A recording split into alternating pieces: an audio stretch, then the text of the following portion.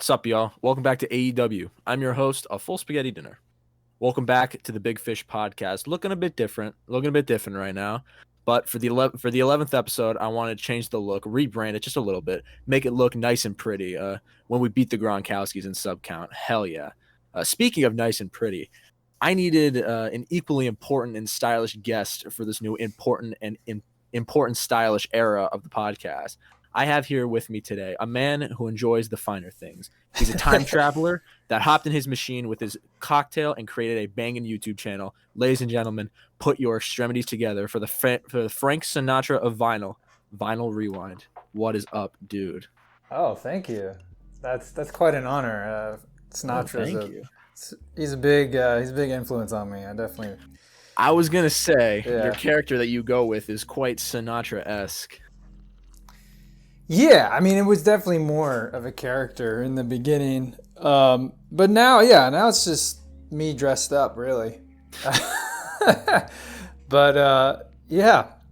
Back in the day, the character that you went with, the whole I guess the best way to put it is like a time traveler that just came, like a 50s guy that came back to the 2000s and just goes to modern day record stores and reviews new albums like that. I think that's such a fascinating way to go about like album reviews. That's why you're just such a important and interesting figure in this whole music review scene. At one point we discussed even sort of adding like a Doctor Who time machine record player type thing. But that's interesting because that was never an intention of mine, but it's fascinating that you got that. I think it's a really cool aesthetic, if nothing else. Oh, yeah. I mean, they're all things that I loved. I mean, even before I started the show, I had all these suits and tiki mugs, and I was just getting into cocktails at the time when I started the channel. I guess technically 2010. 2010? Holy shit, dude. You're like a vet by this point. Yeah, but the first episodes came out in 2011, and then I didn't really start posting on YouTube until maybe 6 months later. Okay, touche. Yeah, I originally posted on blip.tv. Blip.tv. Yeah, well, okay, so you remember. Yeah, they're not around anymore. But, yeah, it's some classic shit. But they had better CPM at the time, and they were way more lenient in terms of copyright. Yeah, that'd probably help in a music review setting, definitely. Yeah, so how did you come about this whole character? Because honestly, like, this is like one of the most intriguing things about your videos is how you put on this character and you're not just like a dude that just talks about the music. Where did this character come about? Oh, the vinyl geek? Yeah. Vinyl geek. Yeah, like it's hard to say because I guess part of it is my buddy Josh. He works in the art department for big Hollywood movies like Marvel and stuff, and so he has a real visual sense, and so he's the one that sort of combined different attributes of myself onto the channel, and then also he helped design the set that you currently see. And then I think in some ways he sort of directed me in that direction. To me, it was a little more tongue-in-cheek in the beginning. It was a little bit more Dick Van Dyke in a way.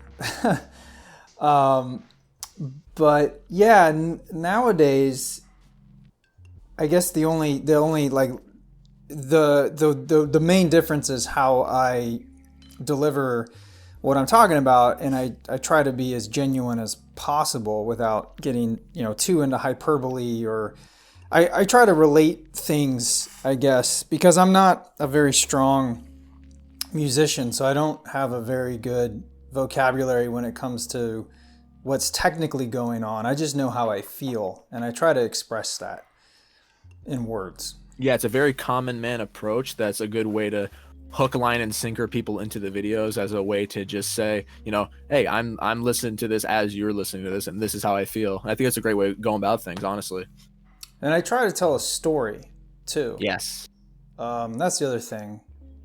And I can be long-winded, as I noticed. Like, gosh, my Demon Days review, I don't know what I was thinking. It's like over 40 minutes long.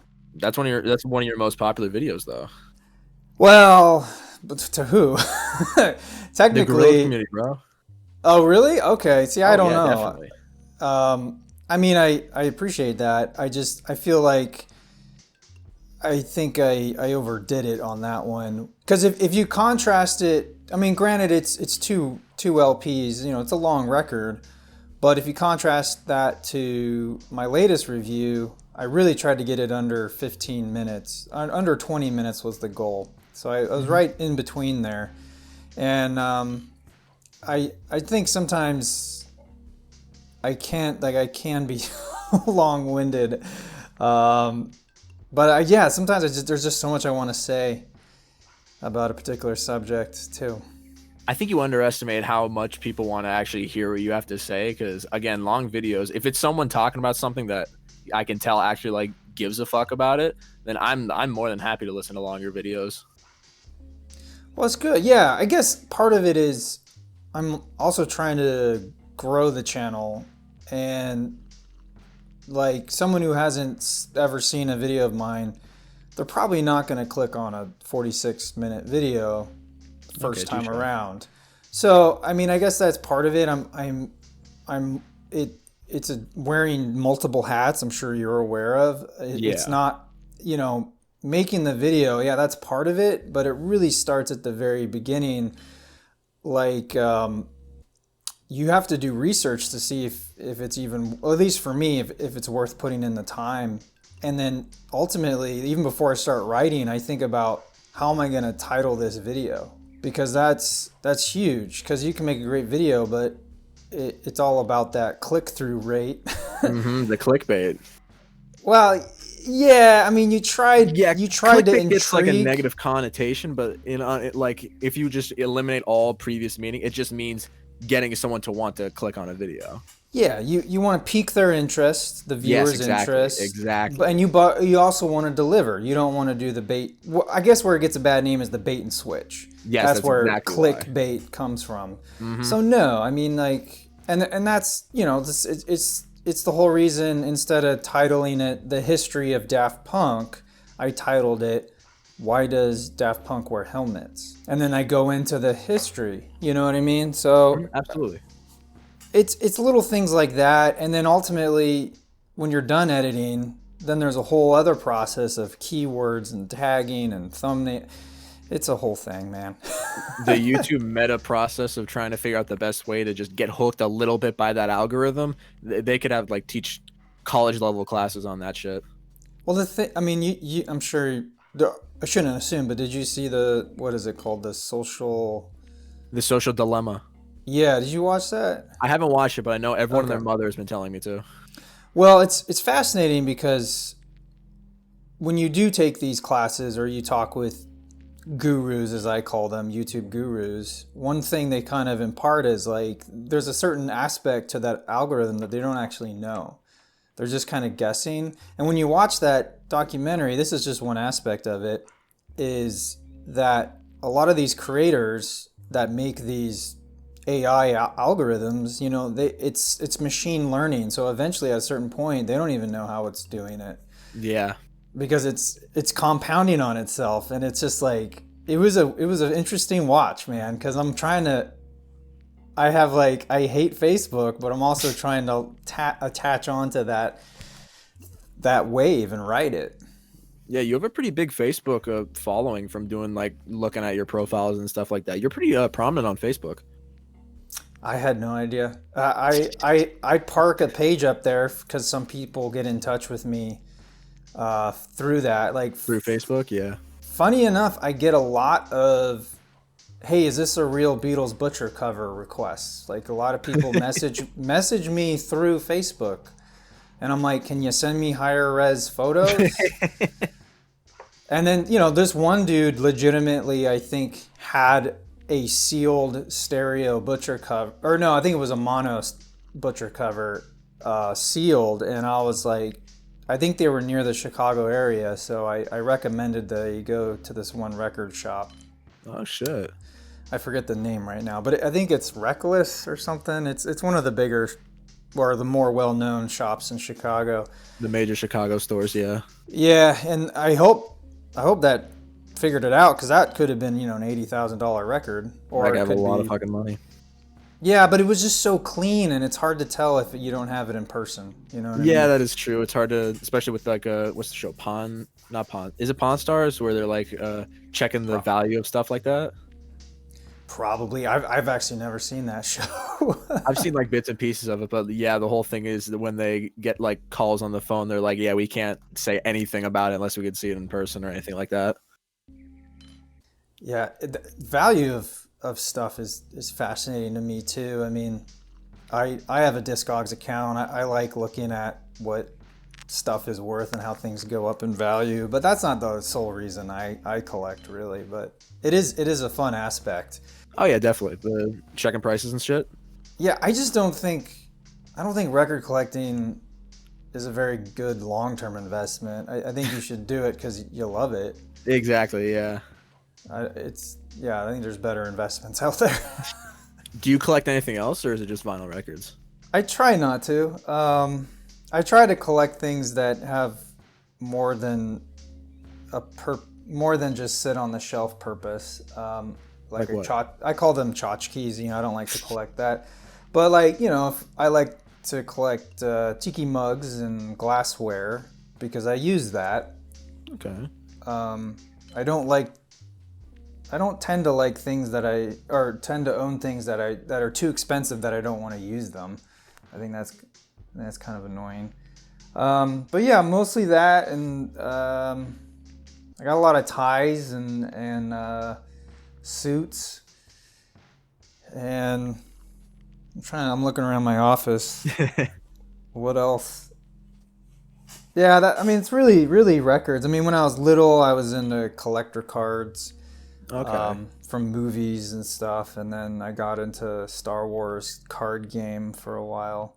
Okay, nice. I still have my sticker collection, and then for some reason, I guess I was a weird kid, but I thought, why don't I start a business card collection? I think I was 9. Whoa, that's interesting. Actually, I like that. Yeah, because I was like, well, it's free. Yeah, true. And I still have a huge Tupperware full of them. I still collect them.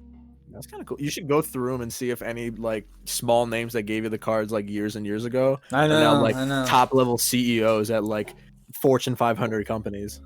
I've thought about that. I have a lot from. Well, actually, I don't have a lot, but I had.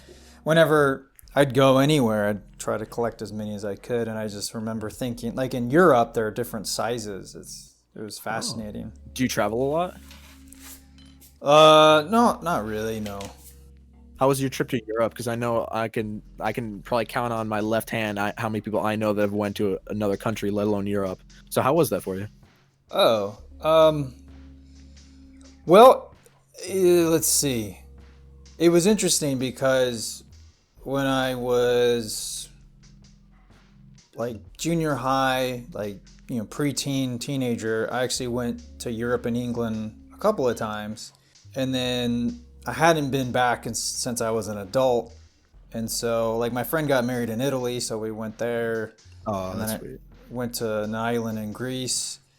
And then most recently went back to London.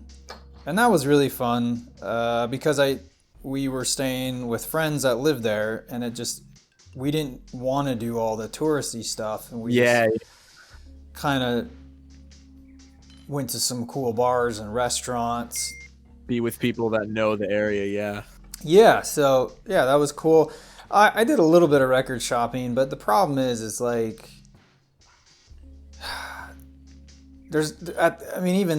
now, I don't need a lot of records. There's a few records I'm looking out for, but I don't need to jump the gun on them. And it was just I didn't want to have to drag these back, and then it's some places it's you don't know what kind of pressing these are, and some of them some of them felt just felt a little off. Tourist trap kind of. I don't know.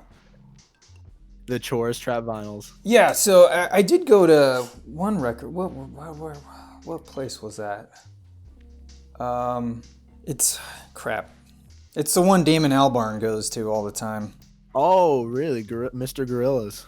Oh yes, yeah. It's not called that. He actually he partly owns a record shop in Notting Hill, and I went to that one, and it was cool. The weird thing about England, or maybe it's just big cities, but I noticed especially in London, all of the actual vinyl is behind the counter. Oh, really? So all you're looking at are record covers, and I was very taken aback by that. Like, you really gonna have to want a record, because then you have to ask to look at the, you have to go up front, ask to look at the vinyl, and then, you know, see if you want to purchase it. Oh, Rough Trade is the place I was thinking of. Oh, that's like a legendary one. Rough Trade. Fuck, dude. Yeah, so upstairs is all the new stuff, and then downstairs is all the used stuff. But man, the prices were really high. And the funny thing was, US Beatles albums carried a premium there. So it's like the opposite of US. Oh, I really? thought that was hilarious. Yeah, they were selling like Beatles US Help for like, I don't know, 30 quid or something. I was like, man, I don't need this record.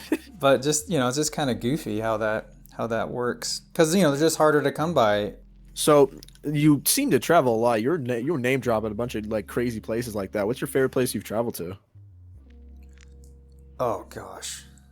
Ooh, I mean, I love London. I really love London. I mean, I think part of it is the fact that you can get, you know, it's English speaking for the most part. So it's like, it's pretty easy. The tube's easy to get around. I mean, just, there's so much history. Like, you can't throw a stone without running into even just musical history. It's just like, oh, this is where Mick Jagger and Keith Richards smoked a joint on this corner. You know what I mean? It's like, yeah. It's everywhere. It's so cool. You could, I don't know, I could just spend hours. And then it's fascinating too. Well, it's kind of sad. Like, I was researching, because, you know, Abbey Road's still there, the recording studio, but a lot of these other recording studios have closed over the years and are now, like, one's like in a movie theater. Now it's a movie theater. Like, where Pink Floyd recorded Animals well, the original recording studio left, but that building was going to be turned into flats or something, but that project has stalled. I was getting so heady into my research, I was actually reading some PDF of like their plans. Yeah, because the latest video, the Animals and the how Pink Floyd made Animals, that's actually like, that's popping off pretty hardcore right now. Yeah, I'm very happy with the performance of that. It was fun to make. I enjoyed it. Also because initially that record, I didn't really get it when I first heard it. I remember like Matt from Too Many Records on YouTube. It's like his favorite Pink Floyd record. So I was like, I should check it out. You know, I just put it on casually. I really wasn't paying attention to it. And I was like, what is this? It's just, it goes on forever. How long is this song? Crap. And, but I think being in some ways not forced, I don't want to use that term, but, you know, given the opportunity to sort of do a deep dive on it, it definitely opened up on me. And I saw a lot of parallels with the current state of affairs. And I just thought, wow, this is pretty apropos. The perfect time to make a video about it. Yeah. I mean, I didn't want to inject necessarily that opinion over the video. I wanted the viewer to make that assumption themselves. Yeah, make their own conclusion on all that. So. Okay, yeah. But you do a lot more than just the, you know, reviews and cocktail stuff. You also you have a fair handful of interviews, like pretty reputably big artists that you've done interviews with. What's one of your favorite interviews that you've done? Because I really like listening to your interviews. Oh yeah, I mean, it was a blast to hang out with Anamanaguchi, because I'd been fans of them for a long time. But you know, in that situation, it's always hard because you want to engage everyone, but it's just, you can't really. It's just hard. And then also, you know, it's, if someone doesn't want to talk, I don't want to force that out of them. Yeah, true. But Johnny Echols was really great. I was pretty humbled to have him come on by. Sid Haig was cool. I mean, very random in some ways to have him on the show, but I was sad he passed recently. Yeah. And George Clanton was cool. I know that was one of my favorite ones you did was the George Clanton one because he's such an eccentric character. Seeing you two in a room together, I'm like, yeah, this works. This is supposed to be happening. He was great, I don't know. I feel like we could have kept going, but I just felt bad because I knew he was hungry. And he was a little hungover too. What did you feed George Clanton after the interview? Oh no, he had his heart set on some tacos. I think, or maybe it was a burrito he was gonna get. George Clanton was really fucked up and really wanted a burrito. That's really fucking funny. Yeah, that you can on my Patreon. There's the whole interview in audio form. He talks about how bad he wants a burrito. Yeah, we talked about tacos in LA and where to go because he's the East Coast guy. Yeah. So I was East Coast recommending. gang. Yeah, I'm recommending some places here. What places would you recommend if someone were to go to California? Oh, I really like Guisados, which is right by Dodgers. Well, it's near Dodger Stadium on Sunset Boulevard. They have a really good quesadilla. Ooh. Yeah, it's just it's good. It's like Mexican street tacos. It's not like Taco Bell style, but even some of that's really good. Those are getting hard to find. The greasy taco ones. They're like an art into themselves. Greasy tacos in California. Yeah, they're harder to find, man. People want health food now. Yeah, being in California, especially a lot of healthy food. I feel like finding greasy taco shops would like you could throw a stick and find a greasy taco shop in California.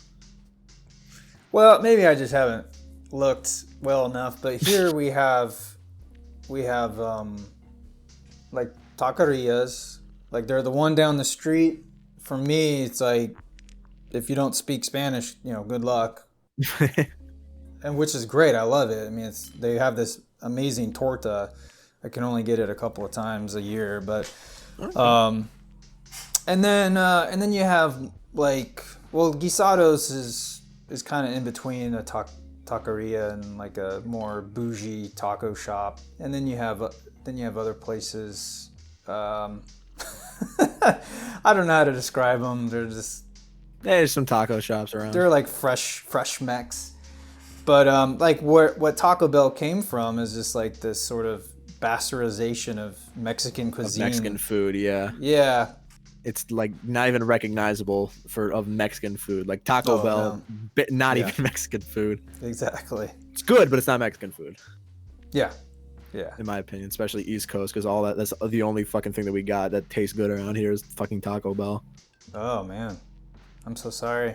Yeah, nowadays it's all cold and shit. All we got is Taco Bell, and they're building Burger Kings left and right. It's not a whole lot of fun around here. What part of the country? I'm in Pennsylvania. Okay. Yeah, the Amish people, Philly, Rocky Stairs. It's about all we got, and Burger Kings. That's all we got. Is Doylestown? Is that PA? I think that is actually. I think that's like more central PA. Oh fuck, my memory's lapsing. Yeah, because just the ceramic animal. I like those guys, and they're from there. Oh, sick. I don't know if you listen to. I've had them on the channel too. They're fun. I like them. They wear suits and stuff when they play, so we got that kindred spirit thing. Yeah, the whole suit gang. Yep. How many suits do you have? I don't know. I've never counted. There's no Discog for suits, You should. That'd be pretty cool. Little lore. Yeah. If you could make a wild guess, how many suits do you think you have? 30, 35. That's a respectable amount of suits. But then I also have like sport coats, separates. So I have pants and sports coats that I can pair to make a outfit ensemble. Mm-hmm. Not necessarily a suit, but something resembling one. Respectable. But sadly, when I got most of these at thrift stores, so they kind of fit me. But really, I should get most of them tailored. Yeah, tailor-made suits. Those are. Well, I've heard that those are the best, but I mean, I don't wear suits Well, quite often. you can get an old suit and have it tailored. It's probably a lot cheaper. Oh, really? I didn't even know that. Yeah, because it's already made. They just have to, as long as it's a little. I think it's easier if it's a little bigger. Bigger, yeah. And so then they more can stuff to bring work it with. in. Yeah, I think it's harder to take things out if there's. Yeah, if that the- makes sense. If the material's not there, so.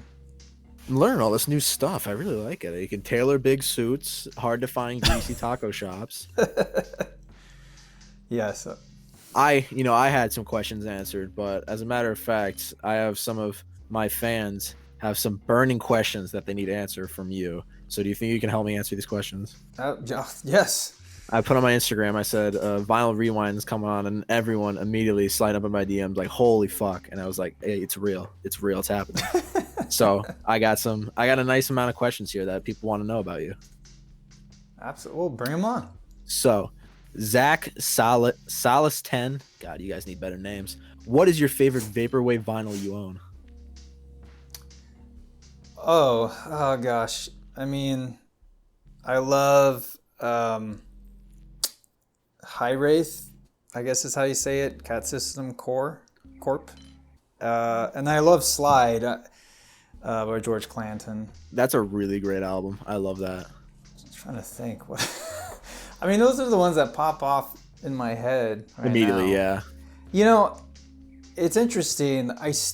I know Floral Shop is like a quintessential record, but That's the Vaporwave, bro. I don't love it. I don't know if that's controversial, but I respect it and I get where it's coming from. I think I appreciate things that came after it a little bit more. Yeah, it's the benchmark type thing. Yeah. I don't love listening to it. I think part of it is the vocals. Some of it's a little abrasive to me. Yeah, Macintosh Plus. Did you hear the new like mega mix that they come out with recently? I don't know. Maybe It's like 12 minutes in it. I don't even think it's Vaporwave. I think it's like industrial type shit. Yes, I did listen to it. It was hard for me to get into. Touche. But that doesn't mean it's, I've said, I've changed course of my opinion on a lot of things. I mean, to me, it's not so much if I like it or not. To me, it's more interesting to go, okay, why do other people like it so much? What am I missing? How can I better understand this? And that's what I try to go with. I try not to write things off. It's a very open-minded way to go about reviewing things. That's what I try, man. I try. All right, Countdown to Jackson wants to know, if you could only have one album from 5 different genres in a deserted island situation, what would each of those albums be? So I'll make it easy for Jackson. Let's go hip hop, vaporwave, rock. Shit, I can't think of any more. These are the three that came to my head. Let's just start with those. Hip hop, rock, and vaporwave. If you were on a deserted island, what would the one album from each of those genres be? Well, Weezer's Blue album. Man, there's just a lot of good. I know, a lot of good albums. Yeah, I guess Slide, George Clanton. Touche, respectable pick. Hip hop's harder for me. I'm interested in the hip hop answer. I'm really curious what you're about to say for this one. It's funny. I'm staring at Jay Dilla's Donuts right now, but to me Classic. that's it's like instrumental hip hop, I guess. But, True. I'll count it. Yeah, that's hip hop. But how would you define DJ Shadow's Introducing? That's hip hop. Yeah, absolutely, that's hip hop. Because I classify it under hip hop. Oh, absolutely, that's hip hop. I love that record. That's a really good record. But I feel like to not have vocals is like you're missing half of the it's the idea. Yeah. Oh man. I mean, Oh, I'm trying to look. I'm just looking through my records right now, trying to come up with an answer because I don't think about things in these. I mean, gosh, the score by the Fugees. Nope. I may have to go with that. But Score by the Fugees. Slide by George Clanton. That's just Donuts by Jay Dilla. It's popping out at me right now. Weezer Blue Album. And for the round 5, just give us one more that you'd bring to a deserted island. I'd probably bring In the Wee Small Hours, Frank Sinatra. All right, there you go. There you go, Jackson. That's 5 albums from different genres. I mean, we didn't even talk about jazz. Oh, man. Oh, yeah, jazz. Fuck, I forgot. Oh. Quick, throw a jazz one in there, quick.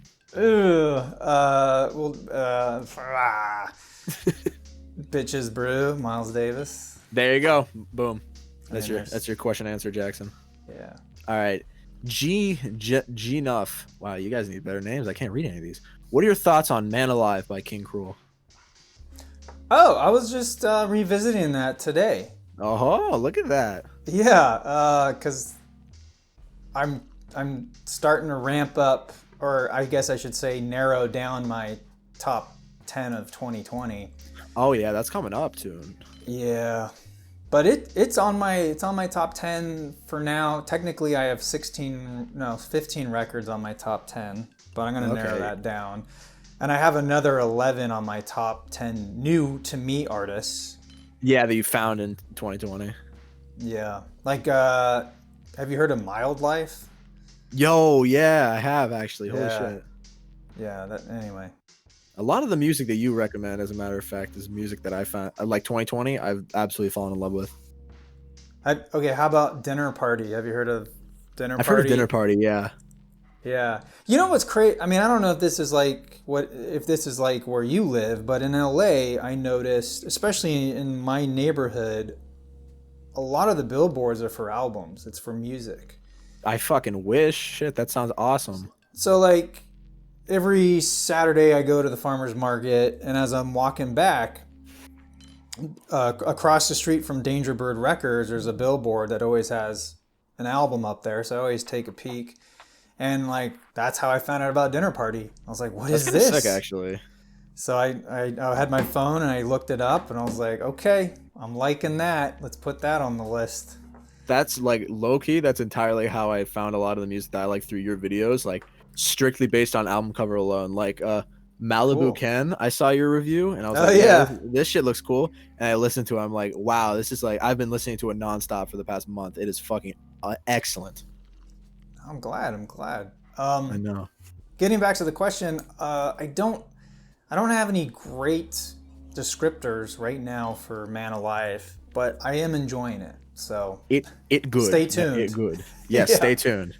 Rufe 2004 wants to know: is there any artist you own the full discography of on vinyl? Oh, I guess. If you don't count U.S. discography and just the Beatles, yes. But there's one U.S. record I don't have of the Beatles. It's a bunch of interviews and then like a live concert or something. I don't own that one. And I guess who else? Not Elvis. Not Frank Zappa. Oh my gosh. I'd go into debt trying to get all his records. Not King Gizzard. Surprisingly not Nirvana, which is a shame because Really? I should. They only have a couple. Well, I almost had all of George Clanton until he came up with that with collaborative record. Yeah. 311. Fuck, what's his name? Nick something. Hexum, yeah. Nick Hexum. Yeah. Yeah, I think that's an interesting question. I've never thought about it that much.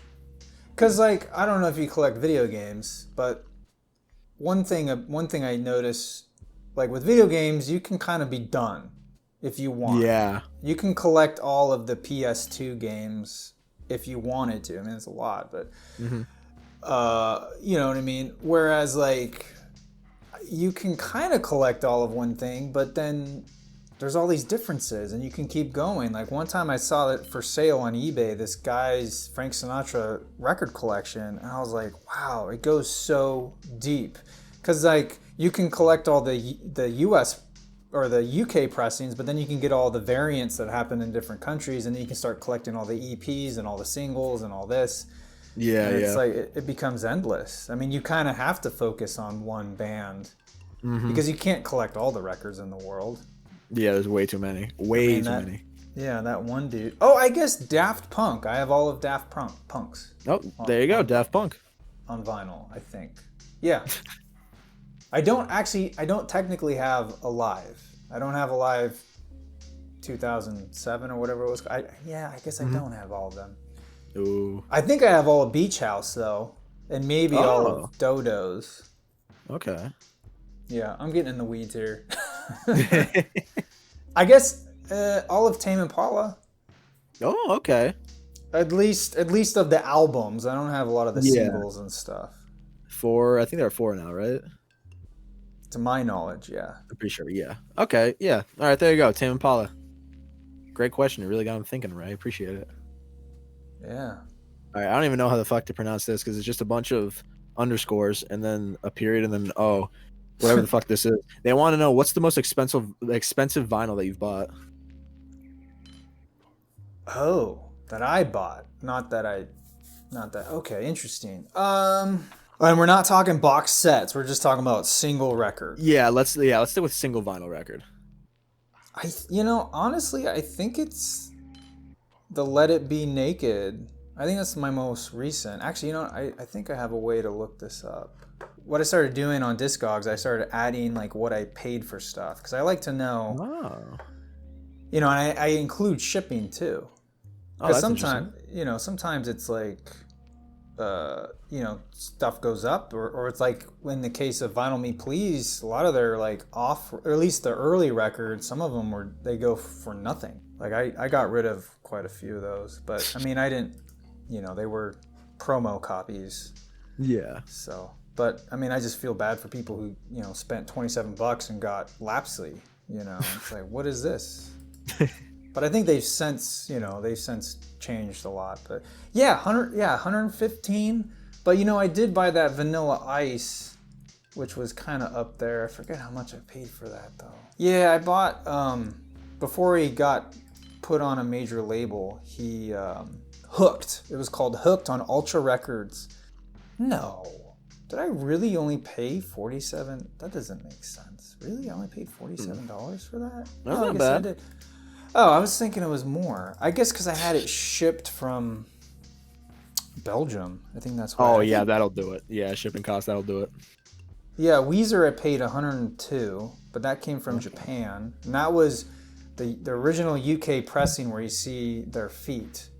Ooh. Whoa, what was that? Oh, that's the Weird Al box set. Yeah, that was a lot of money.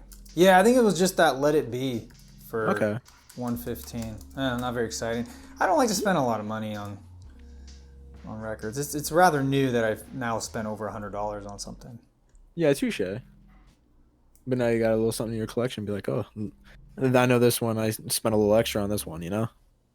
Well, I got it for the show because I want to talk about it in comparison to the 50th anniversary edition, which did not come out this year because of a certain health crisis.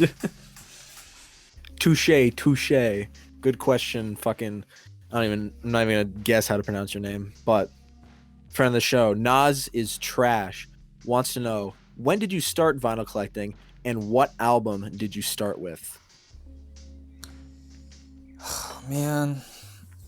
I mean, it was probably 8 or 9, maybe 10. Ooh, that's young. Let's see. Yeah, I was between 10 and 12. Okay.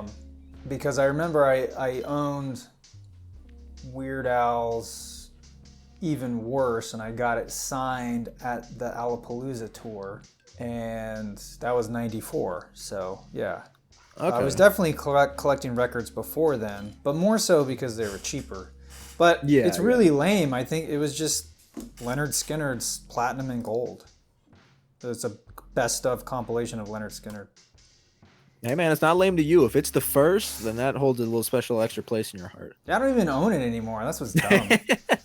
Should have hung on to it, but whatever. Live and learn. Sometimes flies away. Yeah, exactly. Thank you, Nas is Trash. That was an interesting one.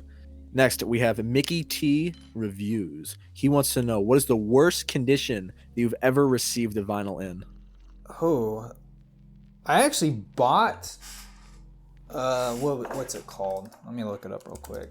I bought the Seeds' second album. It's a oh wait, no, yeah, it came out the same year as their self-titled, but it's called Web of Sound. It's a really cool cover. It looks kind of Spider-Man-esque. Ooh, that does look kind of cool shit. But I bought it, and it's pretty beat up. But I bought it because I was like, oh, this might be a cool thing to try to restore this record, see how well we can bring it back to life. I think I paid a couple bucks for it, but like a literal rock fell out of the jacket, like not like a pebble, like a good nickel-sized rock. And I was like, oh man, and it's warped. Oh man. But I do have this Elvis, the London Calling, the Clash record. The Clash. Mm-hmm. Well, the Elvis Presley that they're imitating, that record on RCA, I actually have an original pressing, but there's like a whole chunk missing in the vinyl. Oh, really? Shit. But I just bought it for the cover. But that one's unplayable. That's a legendary album, even if it's unplayable, just to say that you have in your... Yeah, well, I think that one was a lot of the Sun recordings, if I'm not mistaken. Which I love that early, that rockabilly sound. Yeah. Yeah. Because it's Blue Moon, Money Honey, Blue Suede Shoes. Yeah, I'm pretty sure that's all like the Bill Black and Scotty Moore trio on that. Oh, I bet. Good question, Mickey T Reviews. Really got him thinking. All right. Khalid 0905 asked a bunch of questions, so I'm only going to pick like one or two. Any classic records that you're looking for?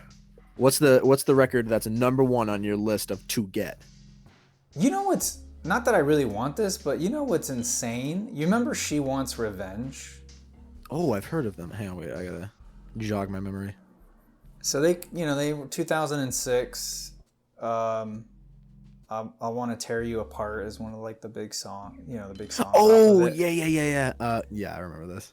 So like, they actually came out with a double LP back in 2006, and to try to get that record now is like $400. It's crazy. Really? Holy shit. I don't love that record that much, but I remember I enjoyed it then. Let's see. I love Jeff Buckley's Grace. I would love to own a copy of that. Some of those go for a ton of money though. Definitely looking for the Mo-Fi pressing of Let It Be.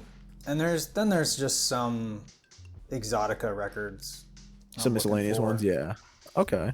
Yeah, nothing too exciting. Yeah, I'm definitely looking for McCartney 2 on vinyl. That'd be great. I know he's coming out with McCartney 3. But I love that, what's it called? Something Temporary Secretary. It's such a great song. Oh man, that's a cool record. I like that one. I'm talking all nostalgia, Khalid. Good job. And since you were a good boy, I'll give you one more question from Khalid. What's your favorite bassist? Well, I'm partial to Bill Black. I really liked what he did with Elvis, but I mean, granted, he wasn't like an exceptional bassist per se. I think Scotty Moore was more influential for that. I mean, Flea is fantastic. And this is where I hit a wall because I don't focus on the bass tones a lot. And that's my own detriment. I should say Roger Waters, but as we kind of know, David Gilmour played bass on a lot of the tracks over the years, which is interesting.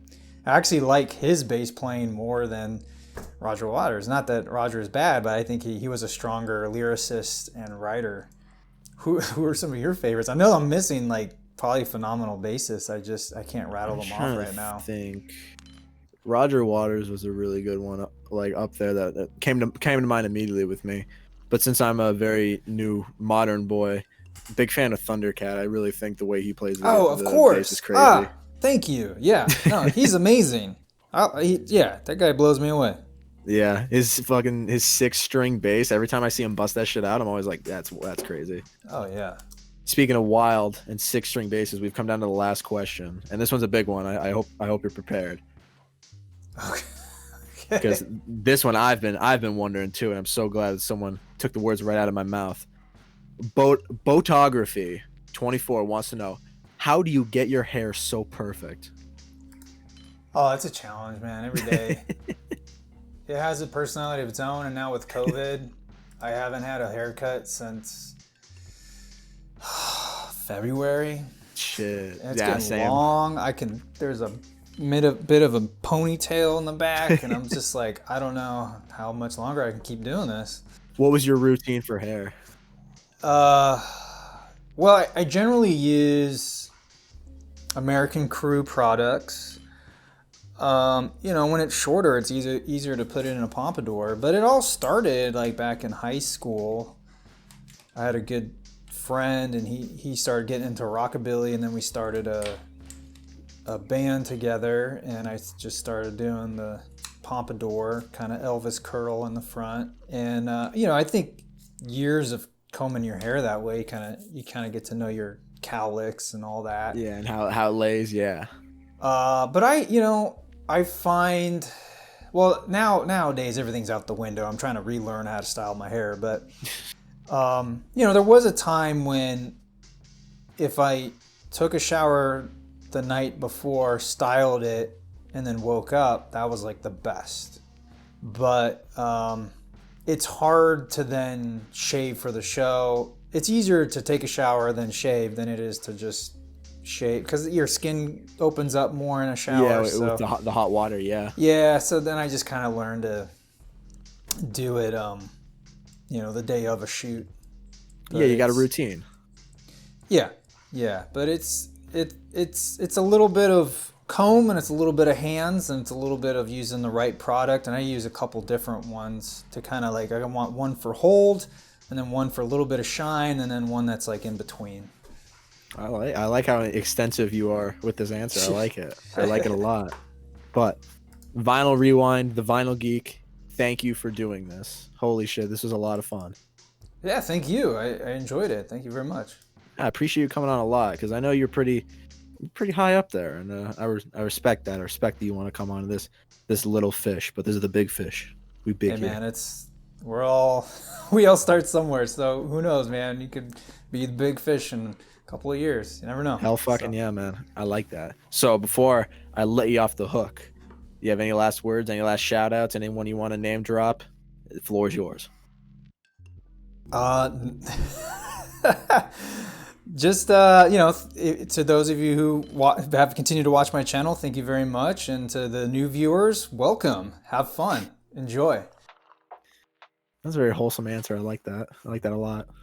Everyone, thank you for listening to the Big Fish Podcast. God damn, do I appreciate it. Welcome. This is the new era. I was kind of doing a bit before, but yeah, this is the new era. I like mixing things up, the more vintage looking style. I like how it looks. If you don't like it, bully me in the comments. I don't give a fuck. A lot of fun talking with Vinyl Geeks. So thank you for listening. Big Fish Podcast is everywhere. It's on major streaming services. It's on YouTube. You can listen to it on a plane, on a train, on a boat, with a goat, wherever the fuck you want to do. It's everywhere, wherever you want it. So I like to say thank you for listening from the bottom of my squishy little heart. I appreciate it.